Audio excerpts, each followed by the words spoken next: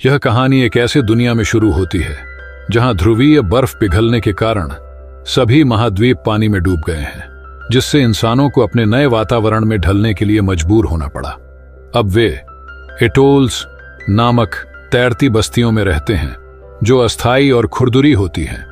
इन बस्तियों में लोग समुद्री भोजन खाते हैं और व्यापार पर निर्भर होते हैं। पौधे, मिट्टी और जमीन सोने से भी अधिक मूल्यवान हैं और ताजे पानी की कमी के कारण लोग अपनी पेशाब का उपयोग खेती के लिए करते हैं। दुनिया एक विशाल महासागर में बदल गई है, लेकिन फिर भी कई लोग मानते हैं कि कहीं ना कहीं शुष्क भूमि मौजूद है। ऐसे कई समूह उस जादुई स्थान को खोजने की कोशिश कर रहे हैं ताकि बेहतर जीवन जी सकें, लेकिन अब तक किसी को सफलता नहीं मिली। फिर हम मैरिनर कॉस्ट नामक एक आदमी से मिलते हैं जो एक रद्दी से बनी नाव में रहता है।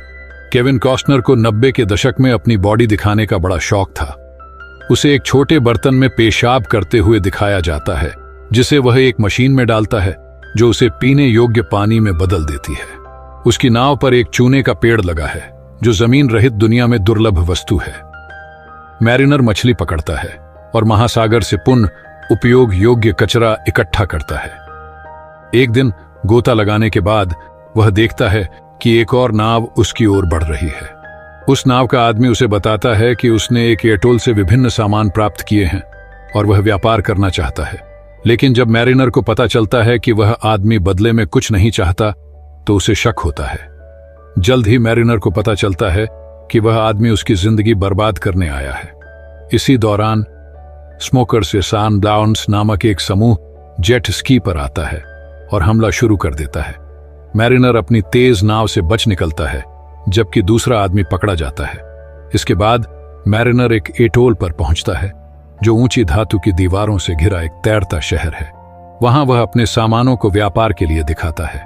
उसके पास मिट्टी का एक असली जार होता है, जिसे देखकर लोग उसे 124 चिट्स देते हैं। वह उन चिट्स से एक टमाटर का पौधा खरीदता है जिसमें मिट्टी भरी होती है और कुछ अन्य सामान।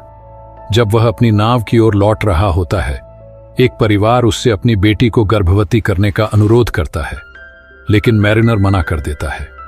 यह देख स्थानीय लोग उसे पागल समझते हैं और उसे पकड़ने का आदेश देते हैं। जब वे उसे पकड़ते हैं तो पता चलता है कि मैरिनर एक म्यूटेंट आन है जिसकी कानों के पीछे गिल्स और पैरों में जाले हैं। स्थानीय लोग मैरिनर को पकड़ लेते हैं और उसे एक मछली पकड़ने वाले जाल में कैद कर देते हैं। उसी रात हेलेनर नामक एक महिला बूढ़े व्यक्ति पाथ ग्रेगर डरान से मिलती है और पूछती है कि वे शुष्क भूमि के लिए कब रवाना होंगे। ग्रेगर बताता है कि शुष्क भूमि की दिशा एक छोटी लड़की एनोला मान की पीठ पर बने टैटू में लिखी हुई है, लेकिन वह इसे समझ नहीं पा रहा है।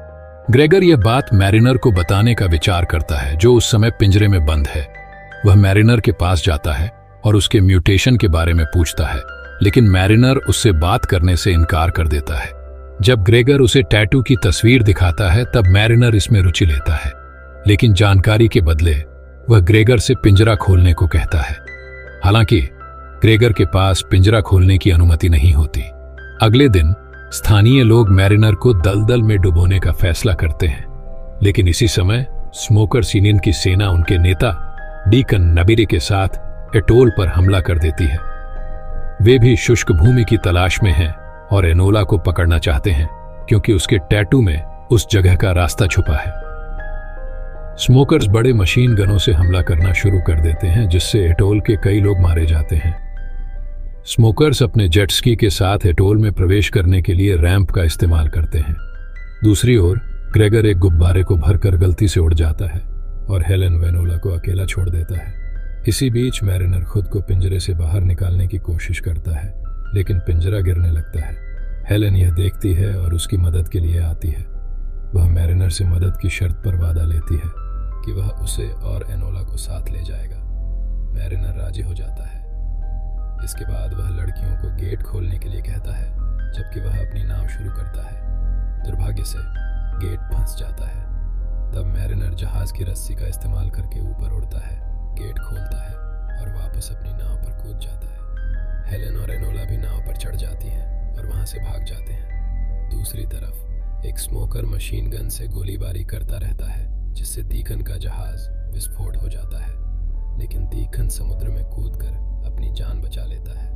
मैरिनर की नाव पर हेलेन उससे पूछती है कि क्या उसे शुष्क भूमि का रास्ता पता है। मैरिनर जवाब देता है कि हाँ, लेकिन वह एनोला को नाव से फेंक देने की सलाह देता है क्योंकि उनके पास भोजन और पानी की कमी है। हेलेन उसे समझाने की कोशिश करती है और यहाँ तक कि खुद को मैरिनर को सौंपने की पेशकश करती है, लेकिन मैरिनर उसे ठुकरा देता है। कुछ समय बाद एनोला नाव पर कुछ चित्र बना रही होती है, जिससे मैरिनर नाराज हो जाता है और उसे पानी में फेंक देता है। हेलेन घबरा जाती है क्योंकि एनोला तैरना नहीं जानती। वह कूदकर उसे बचाती है। पहले तो मैरिनर उन्हें छोड़ने का दिखावा करता है, लेकिन फिर वह वापस आकर उन्हें नाव पर चढ़ा लेता है। जैसे ही वे नाव पर वापस आते हैं, स्मोकर्स एक हवाई जहाज के साथ पहुंच जाते हैं और गोलीबारी शुरू कर देते हैं। हेलेन घबराकर एक बड़ी गन से फायर कर देती है, लेकिन इससे नाव पर एक धातु की रस्सी बंध जाती है और नाव उलझ जाती है। मैरिनर जल्दी से रस्सी को काटकर नाव को सुलझा लेता है। स्मोकर्स अंत में रस्सी को तोड़कर भाग जाते हैं। मैरिनर हेलेन पर गुस्सा होता है और सजा के रूप में उसका और एनोला का बाल काट देता है। मैरिनर, हेलेन और एनोला आगे समुद्र में यात्रा करते हैं। इस दौरान वे एक ड्रिफ्टर यानी एक अकेला नाविक से मिलते हैं जो कुछ महत्वपूर्ण कागजात होने का दावा करता है। वह इन कागजातों के बदले हेलेन को मांगता है। हेलेन इसे मना कर देती है, लेकिन मैरिनर सौदा मान लेता है। ड्रिफ्टर हेलेन को अपनी नाव पर ले जाता है, जबकि मैरिनर कागजात की जांच करता है और पाता है कि वे बेकार हैं। यह जानने पर वह तुरंत ड्रिफ्टर की नाव पर वापस जाता है और सौदा रद्द कर देता है। यह देखकर ड्रिफ्टर गुस्से में आ जाता है और मैरिनर पर हमला कर देता है। दोनों के बीच लड़ाई होती है और आखिरकार मैरिनर ड्रिफ्टर को मार देता है। अगले दृश्य में मैरिनर दिखाता है कि वह मछली कैसे पकड़ता है। वह खुद को चारा बनाकर पानी में कूदता है। जल्द ही एक विशाल म्यूटेंट मछली उसकी ओर आती है। वह अपने हथियार का उपयोग करके मछली को मार देता है और उसका मांस पकाकर सभी के लिए खाना बनाता है। इस घटना के बाद मैरिनर का बर्ताव थोड़ा बदल जाता है। वह अब एनोला से बात करता है और उसे ड्रा करने के लिए रंगीन पेंसिलें भी देता है। साथ ही वह उसे तैराकी भी सिखाने लगता है। हेलेन उनकी बढ़ती हुई दोस्ती देखकर चिंतित हो जाती है। कुछ समय बाद वे एक बार्टर आउटपोस्ट एकान, जहां लोग सामान का लेन देन करते हैं, पर पहुंचते हैं। वहां वे कुछ लोगों को लहराते हुए देखते हैं। मैरिनर को शक होता है, इसलिए वह पानी के नीचे देखता है और पाता है कि स्मोकर्स वहां घात लगाकर बैठे हैं। वह तुरंत नाव को मोड़ लेता है और भागने की कोशिश करता है। मैरिनर अपनी नाव के अतिरिक्त पाल, जो पैराशूट की तरह काम करते हैं, का उपयोग करके स्मोकर्स से बच निकलता है। एक बार सुरक्षित होने के बाद वह हेलेन से पूछता है कि एनोला के टैटू का असली मतलब क्या है। हेलेन खुलासा करती है कि टैटू शुष्क भूमि का रास्ता है। यह सुनकर मैरिनर कहता है कि शुष्क भूमि एक मिथक है, लेकिन हेलेन उसकी बात पर विश्वास नहीं करती। जवाब में मैरिनर उसे सच दिखाने का फैसला करता है। मैरिनर हेलेन को एक बड़े बुलबुले में रखता है और उसे गहरे समुद्र में ले जाता है। वह गिल्स की मदद से पानी के नीचे सांस ले सकता है। वह हेलेन को पुरानी दुनिया दिखाता है, जो पूरी तरह से पानी में डूबी हुई है। यह देख हेलेन हैरान रह जाती है। इसी दौरान एनोला नाव पर अकेली होती है। तभी स्मोकर्स वहां पहुंचते हैं और एनोला को पकड़ लेते हैं। जब मैरिनर और हेलेन वापस आते हैं तो पाते हैं कि उनकी नाव नष्ट हो चुकी है और एनोला गायब है। स्मोकर्स का नेता डिकंटीस एनोला को अपनी जहाज पर ले जाता है और उससे टैटू के बारे में पूछता है। एनोला कुछ नहीं बताती। वह उसे रंगीन पेंसिलों का लालच देता है, लेकिन वह फिर भी चुप रहती है। दूसरी ओर मैरिनर और हेलेन अपनी टूटी हुई नाव पर निराश होते हैं। हेलेन पूछती है कि जब उसने खुद को उसके हवाले किया था तो उसने उसे क्यों ठुकरा दिया। इस पर मैरिनर जवाब देता है कि उसे ऐसा लगा कि हेलेन उसे पसंद नहीं करती। यह सुनकर हेलेन भावुक हो जाती है और दोनों एक दूसरे को चूमते हैं। इसके बाद वे समुद्र के बीचों बीच प्यार का इजहार करते हैं। अगले दिन मैरिनर अपनी नाव को ठीक करने की कोशिश कर रहा होता है। तभी ग्रेगरी नी अपनी हॉट एयर बैलून के साथ लौटता है। वह उन्हें बचाकर उन बचे हुए लोगों के पास ले जाता है जो एटोल के हमले से बच निकले थे। रात में वे चर्चा करते हैं कि शुष्क भूमि की तलाश के लिए आगे बढ़ना चाहिए, लेकिन एटोल के लोग एनोला को बचाने के लिए जोखिम उठाने से इनकार कर देते हैं। मैरिनर खुद एनोला को बचाने का फैसला करता है। मैरिनर स्मोकर्स के जहाज पर पहुंचता है और एक एक करके सभी स्मोकर्स को मार देता है। वहीं डीकन अपनी सेना को झूठ बोलकर कहता है कि उसने शुष्क भूमि का रास्ता ढूंढ लिया है। वह सभी को जहाज को आगे बढ़ाने का आदेश देता है।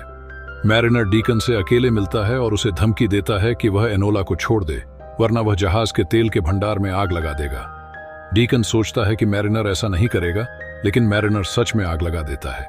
इससे जहाज में एक बड़ा विस्फोट होता है। डीकन एनोला को लेकर भागने की कोशिश करता है, लेकिन मैरिनर उसे रोकता है। वह एक स्पीयर गन का उपयोग करके जहाज से नीचे कूदता है और एनोला को बचा लेता है। इसी दौरान ग्रेगर और अन्य लोग हॉट एयर बैलून लेकर आ जाते हैं और मैरिनर और एनोला को बचा लेते हैं। डीकन एक आखिरी प्रयास करता है और जेट स्की के जरिए एनोला पर हमला करने की कोशिश करता है, लेकिन मैरिनर एक रस्सी का उपयोग करके डीकन और उसके साथियों को आपस में टकरा देता है।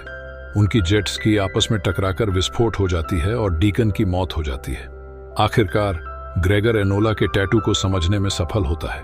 वे हॉट एयर बैलून के जरिए शुष्क भूमि तक पहुंच जाते हैं। वहां उन्हें एक झोपड़ी और कंकाल मिलते हैं, जो शायद एनोला के परिवार के थे। मैरिनर को शुष्क भूमि में सहज महसूस नहीं होता। वह महसूस करता है कि उसका असली घर समुद्र है। एनोला और हेलेन के दुखी होने के बावजूद वह अलविदा कहकर समुद्र है। एनोला और हेलेन के दुखी होने के बावजूद वह अलविदा कहकर समुद्र की ओर लौट जाता है। अंतिम दृश्य में हेलेन और एनोला शुष्क भूमि पर खड़े होकर देखते हैं कि वे माउंट एवरेस्ट मीट की चोटी पर हैं।